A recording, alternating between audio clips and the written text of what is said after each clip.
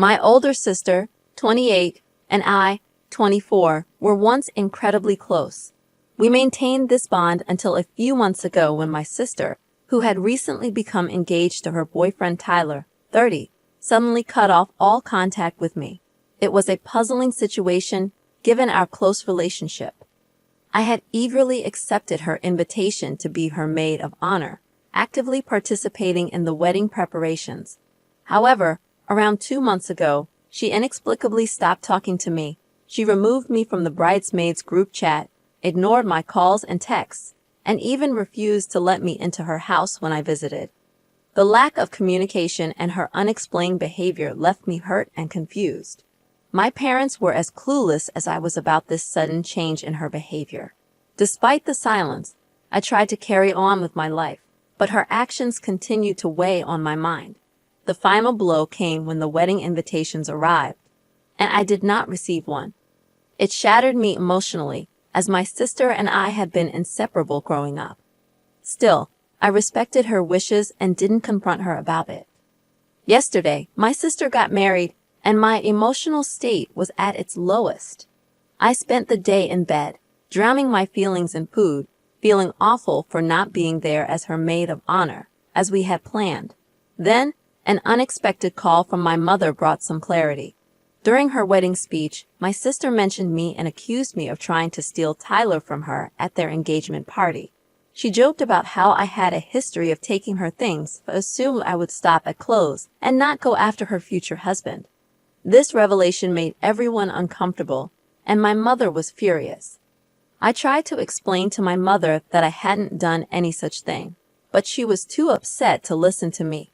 She was angrier with my sister for airing our dirty laundry in front of our family and friends. Since she couldn't confront my sister on her wedding day, I bore the brunt of her anger. Finally, I realized why my sister had cut me out of her life, and I placed the blame on Tyler. A few days before the silent treatment began, I had attended my sister's engagement party, wearing a lavender dress she had bought for me. I had enjoyed some drinks, including champagne, and found myself feeling quite drunk.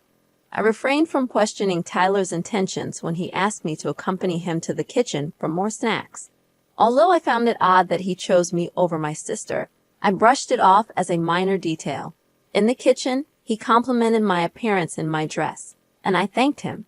That's when he started suggesting that I didn't need to dress up to catch his attention, implying that I could attract him effortlessly.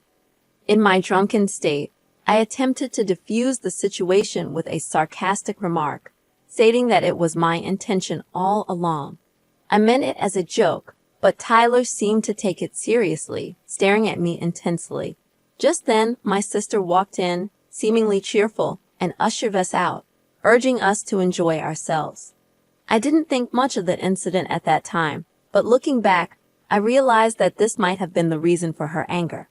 I regret not addressing it then and there, but I never thought my sister would believe I was flirting with her fiancé. I would never do something like that to her or anyone else. I blame the alcohol for my lapse in judgment. I wish my sister had confronted me about it instead of cutting me out of her life without an explanation. If she had given me a chance to explain, this whole situation could have been avoided. I hold Tyler responsible for the mess, as he was the one flirting with me at his own engagement party. If anyone should have been cut out of her life, it should have been him, not me. Now that I understand the reason for her anger, I'm torn between feeling foolish for my sarcastic response and frustrated that my sister didn't talk to me about it. I'm uncertain how to proceed, especially since I now know the truth about what happened that night.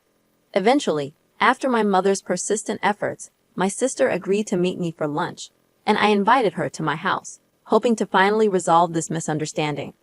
I hesitated to discuss the matter in front of Tyler. The atmosphere was tense, and my sister appeared distant, which stung a little. Yet, I understood her aloofness now.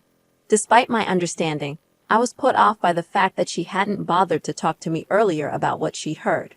As soon as we were seated, I didn't waste a moment and swiftly apologized for my sarcastic comment at the party.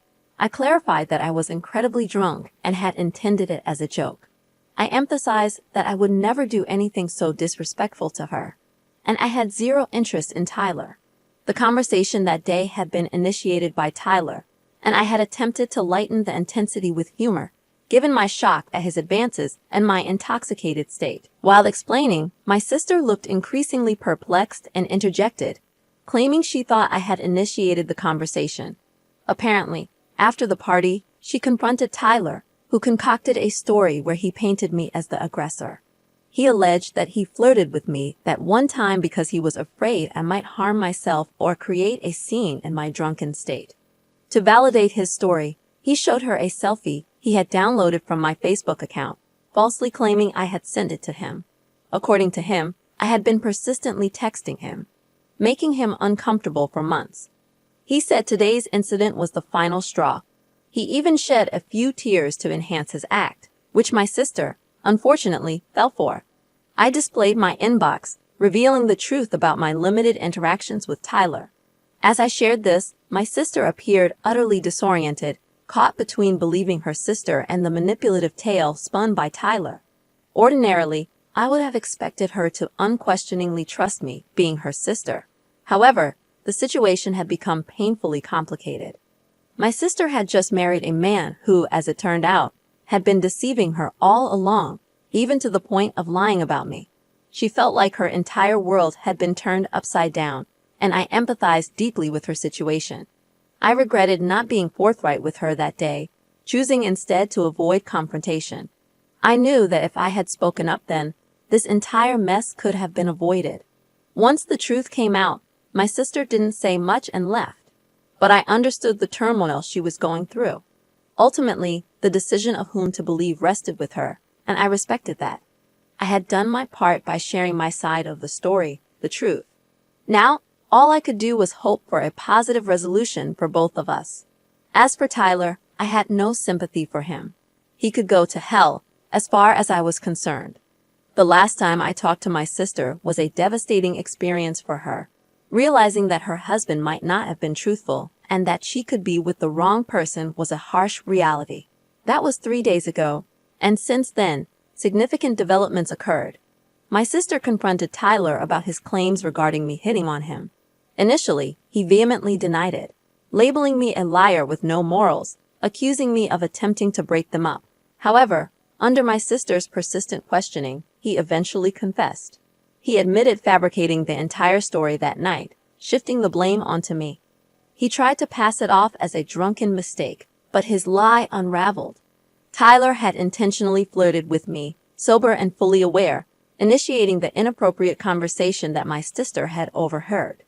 To cover his despicable attempt at cheating, he devised an elaborate lie, causing my sister to cut ties with me for weeks over something that wasn't my fault. My sister couldn't forgive Tyler for his deceit. Not only had he attempted to flirt with me at their engagement celebration, but he also lied about it, deeply hurting her trust. They had a heated argument, during which Tyler attempted to gaslight her, shifting the blame back onto her for pressuring him. His attempt to minimize his actions only worsened the situation. This altercation shattered any chance he had at redemption. Frustrated and hurt, my sister left their home and came to me for support yesterday. Instead, she was visibly upset and hardly discussed her feelings, which was concerning since my sister had a tendency to bottle up her emotions until they reached a breaking point, leading to inevitable mental breakdowns. I've already started searching for family attorneys who can assist with an annulment or divorce, whatever the next step may be. I'm certain she won't return to him, given that she hasn't responded to his calls or texts and has instructed me to block him from her phone and delete their pictures together. She simply can't bring herself to do it. It's truly heartbreaking, what it is. Personally, I'm relieved that she's ending the relationship, even though it's been less than a week since they got married. I don't believe Tyler deserves someone as wonderful as my sister. One morning, she saw me quietly crying at breakfast and inquired about the reason for my distress. I hesitated to explain it to her, as I felt responsible for her marriage falling apart in less than a week. If only I hadn't acted foolishly on the night of her engagement party.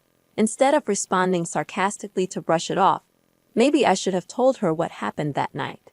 Perhaps she would have realized right then and there that he was unfaithful and wouldn't remain loyal to her. That could have saved both of us a lot of heartache and misery. I felt an overwhelming sense of guilt about what had transpired. Fortunately, my sister was understanding and tried to console me. Even in the midst of her own significant ordeal, she reassured me that she didn't blame me. She recognized that I was intoxicated that night and not thinking clearly. She trusted me implicitly and believed that if it had occurred while I was sober, I would have immediately approached her and revealed the truth. The reality was that it never even crossed my mind later on that she might have overheard the conversation, which is why I didn't inform her about it afterward, even when I had sobered up. I was too apprehensive about appearing like a homewrecker, despite not being one. I confessed this to her, and she reassured me that she didn't think any less of me for hesitating to share what had happened, even after I had sobered up. It was a confusing and unprecedented situation for both of us, and she couldn't guarantee that she would have reacted kindly or believed my account of Tyler's advances had I told her.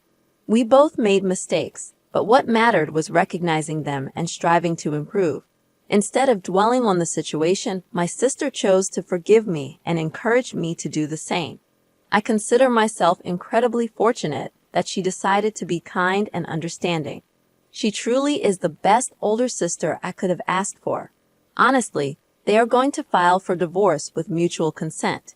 It has been a week since my sister moved out, and Tyler made desperate attempts to paint me as the villain, but his efforts were in vain. 3 days ago, he visited us, falling to my sister's feet, pleading for her forgiveness. He made numerous promises, vowing never to repeat his actions, professing his love for her. Despite his emotional appeals, my sister remained resolute, firmly rejecting any possibility of reconciliation. I was present during the entire conversation, and when Tyler realized that my sister wasn't going to blindly believe him, he resorted to blaming me for everything that had transpired. Tyler had the audacity to fabricate lies about me right in front of me. This led to a heated argument between us. He accused me of flirting with him and dropping hints, alleging that I wore that dress just for him and had followed him to the kitchen intentionally. According to him, my laughter at his jokes and supposed stolen glances were signals I had sent his way. It was almost pathetic how he was trying to portray me as the homewrecker.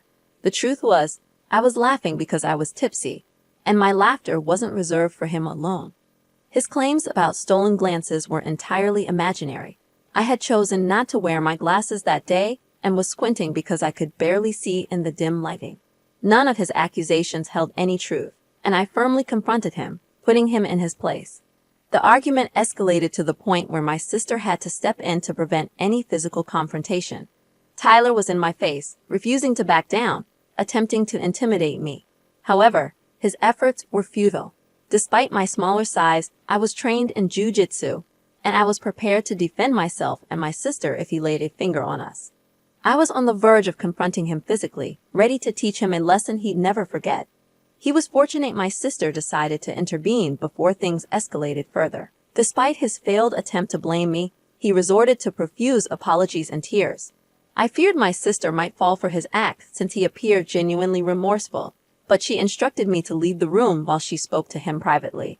Reluctantly, I stepped out, trusting my sister's judgment, even though I was unwilling to leave her alone with that jerk. After what felt like an eternity, I heard the door close, signaling his departure. My sister appeared visibly dejected, and I patiently waited for her to share their conversation. I didn't want to push her boundaries, so I occupied myself by preparing dinner while she rested in bed. After our meal, she finally opened up to me.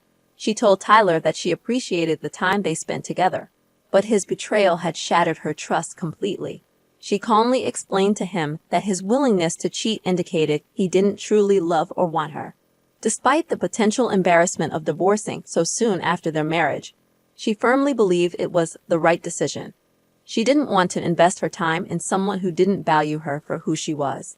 She pointed out that Tyler's desperation to salvage their relationship stemmed from societal perceptions, not genuine feelings.